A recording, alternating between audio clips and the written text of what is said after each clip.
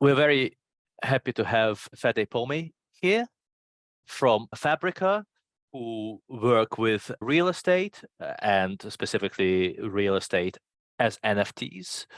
I understand that, Fede, you don't have a video, but you may want to share your screen to show some materials. Welcome, Fede. Thank you so much, and thank you for having me, first of all. What we do in very short few words is that we turn real land into NFTs. What it means is that we enable real estate transactions to be performed fully within the Web3 ecosystem. So just to give you a sense of what it looks like, that's an NFT of a real plot of land in Santa Cruz. And you can see it's for sale in USDC. You could put it for sale in Ether or any other cryptocurrencies that is supported by OpenSea.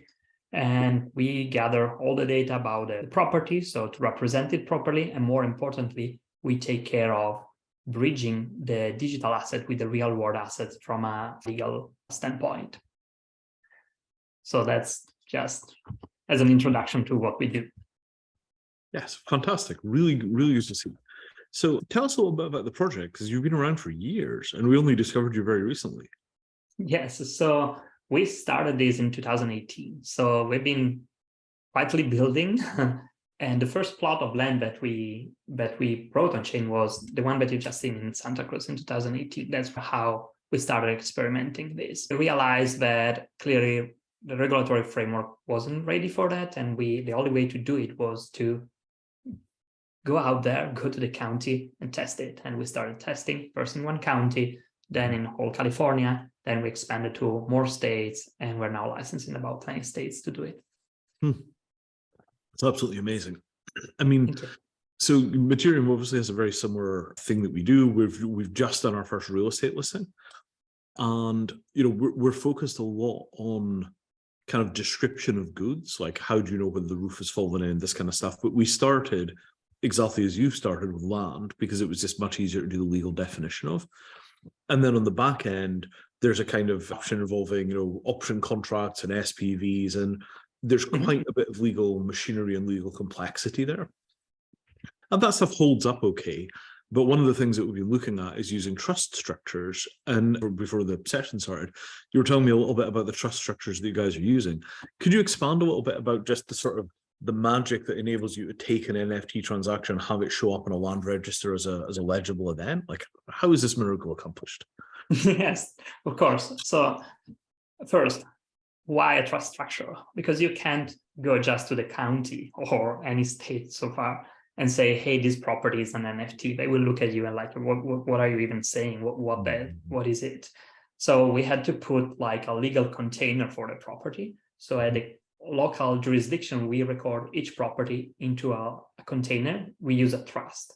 And that trust is written in a way that states that whoever is in possession of a specific NFT that represents that trust becomes both the beneficiary and trustee of the trust. So in essence, the property at a county is in the name of a trust. You get an NFT, and that NFT can be freely transferred from one person to another. The moment that you are in possession of the NFT, you become the beneficiary and trustee of the trust. So you buy the trust, you own the property. So just for our audience, right? So the trust is a corporation. It's kind of similar to a corporation. Not exactly a corporation. So what is a trust in this context? Because I think this is super interesting for people that are interested in physical assets. Like, what is the legal container?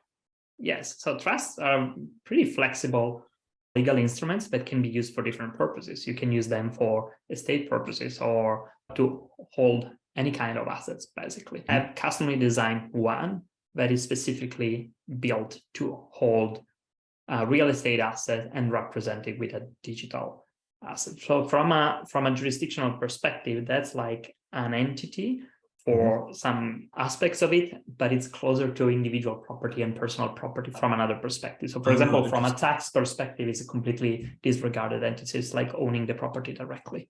Okay. Oh, that's fascinating. So it's in some instances, it's like a pass-through, but in other instances, it actually has a legal identity. Yes, correct. So the trust is transferable property in some sense. Yes, correct. Got it. So you have this entity, the trust. The trust then shows up on the land register as being the owner of the property. Yes, at a county recorder. In the US, there's a slightly different system from what you have in the UK. So there's no concept of land registry as a recording system. So the county or the state doesn't give you any guarantee on the property. You use the recorder almost as an offline database, let me say. You record a deed there. And in the deed, it says that the property is held by the trust. And that's all that happens at the county. From that moment on, transactions are on chain. And from a offline perspective, the property is always in the name of a trust, no matter how many transactions you perform on chain.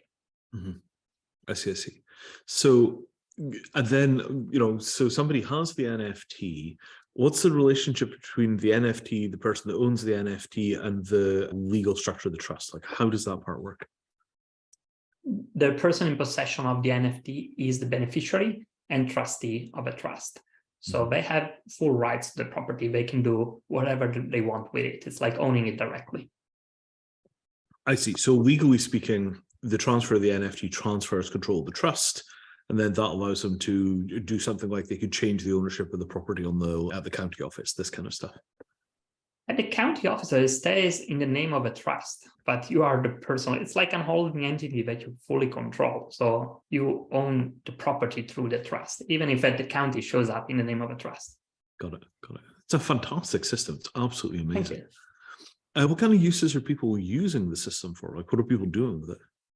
So that's a very good question. So at the beginning, we started with land traders. So there's a pretty active community in the US of customers who have used this system to buy and sell plots of land all around the US.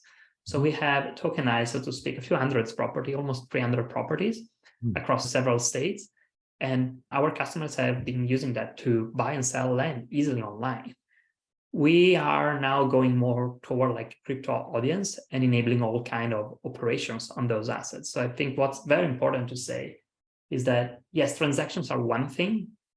And let me expand that. Like, if you look at a real estate transaction in the US, if you have a $1 million asset, real asset that you want to transfer, that costs roughly $5,000 to $10,000 to transfer it, which is insane. If you consider any other asset class, stocks or a wire transfer, imagine like paying like $5,000 to move $1 million as a wire transfer. That would be insane. Real estate, that's completely acceptable.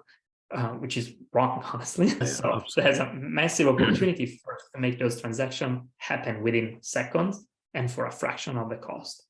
And that's just the first step. The second step is, what can you do with those digital assets, which is way more powerful than just the transaction. And I'm talking about like using it as collateral, clearly, or having DAOs owning real estate. So having automated entity being able to buy and sell properties, or create fractions out of those properties, bundle them together and create funds and so on. So you can basically rebuild the whole industry on a new digital system. Yeah, absolutely.